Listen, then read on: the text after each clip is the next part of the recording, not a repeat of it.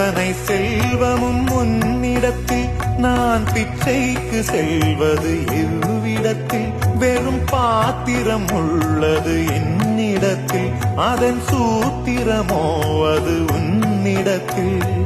ஒரு முறையா இருமுறையா பல முறை பல பிறப்பெடுக்க வைத்தாய் புதுவினையா பழவினையா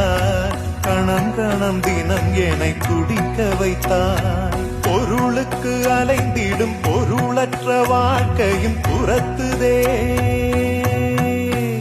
உன் அருள் அருள் அருள் என்று அலைகின்ற மனம் இன்று பிதற்றுதே அருள் விழியால் நோக்குவாய்